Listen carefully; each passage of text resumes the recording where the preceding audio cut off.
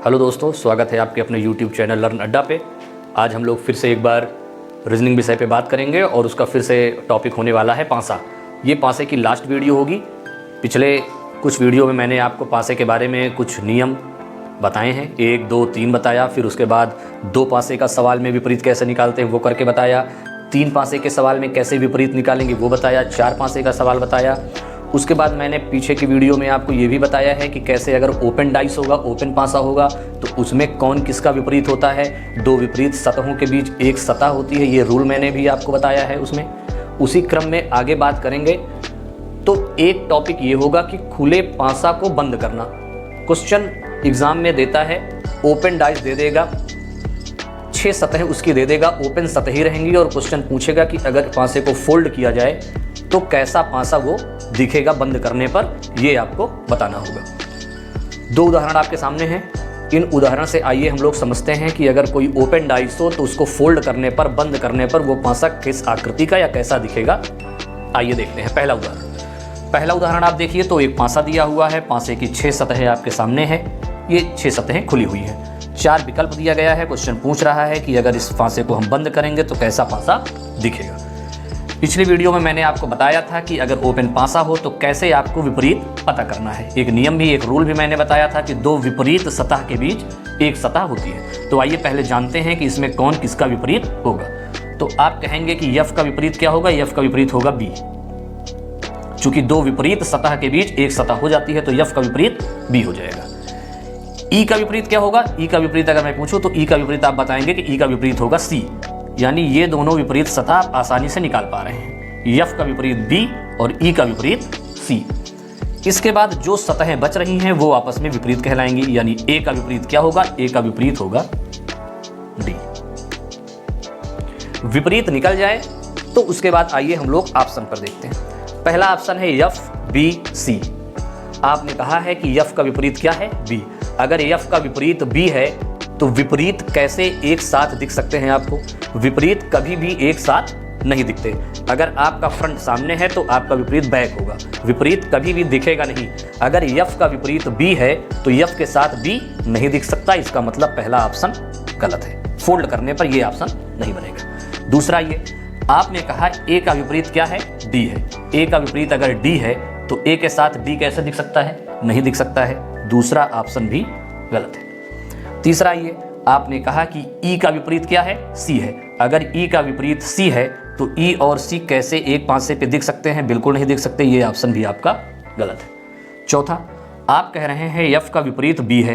तो यफ का अगर विपरीत बी है तो या तो यफ आना चाहिए या तो बी आना चाहिए। क्या आया है, यफ आया है।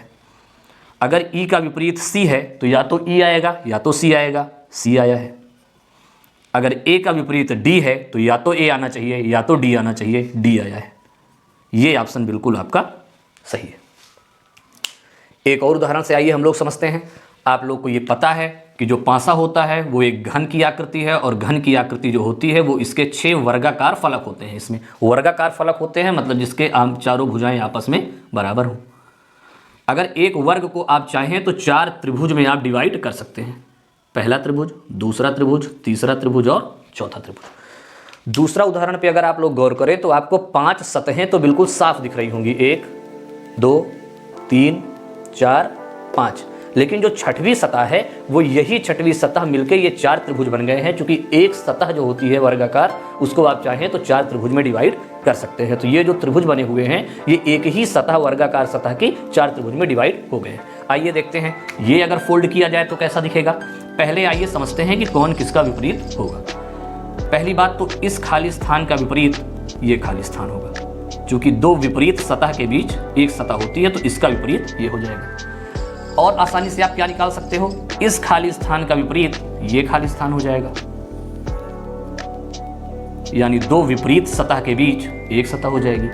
अब इसका विपरीत ये हो गया, इसका विपरीत ये हो गया। अब जो बचा ये वाला, ये विपरीत होगा चारों का।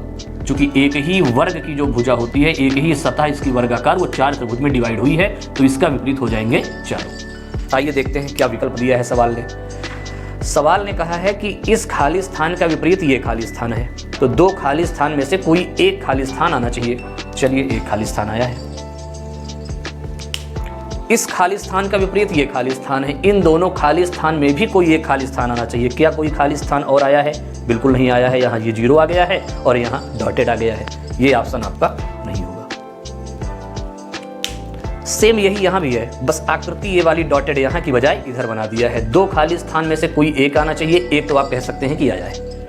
इस खाली स्थान इन दोनों विपरीत में से कोई एक आना चाहिए, कोई खाली स्थान बिल्कुल नहीं आया है, ये ऑप्शन भी आपका गलत है। तीसरे ऑप्शन पे आते हैं, इन दोनों खाली स्थानों में से कोई एक आना चाहिए। क्या आया है? एक खाली स्थान आया है। फिर इन 2 खाली स्थानों में से कोई एक आना चाहिए, एक खाली स्थान आया है। या तो बीच का ये सर्किल वाला पार्ट आए या तो इसके चारों पार्ट आए। चारों पार्ट में 2 डॉटेड होने चाहिए और 2 डॉटेड नहीं होने चाहिए। तो सर्किल वाला तो नहीं आया है, लेकिन इसके चारों पार्ट जरूर आए हैं। कितने त्रिभुज आए हैं? 4 त्रिभुज आए हैं, 1 2 3 4। 4 में 2 डॉटेड हैं, बिल्कुल 2 डॉटेड हैं। 2 खाली हैं, बिल्कुल 2 खाली है। ये ऑप्शन बिल्कुल आपका सही हो रहा है। आइए चौथा देखते हैं। 2 खाली स्थान में से कोई एक खाली स्थान आना चाहिए। भाई ये इसका विपरीत है, तो 2 में से कोई एक आना चाहिए। आया है खाली स्थान। ये खाली स्थान और ये खाली स्थान, इन दोनों में से कोई एक आना चाहिए, बिल्कुल एक खाली स्थान आया है। या तो सर्किल आएगा या तो इसके चारों त्रिभुज आएंगे। क्या आया है? सर्किल आया है। ये भी ऑप्शन आपका बिल्कुल सही है। तो इन 4 विकल्पों में शुरू के 2 ऑप्शन आपके गलत, बाद के दोनों ऑप्शन आपके सही है। तो इस तरह से आप खुले पांसे को कैसे बंद कर सकते हैं, ये 2 उदाहरण से मैंने आपको समझा दिया है।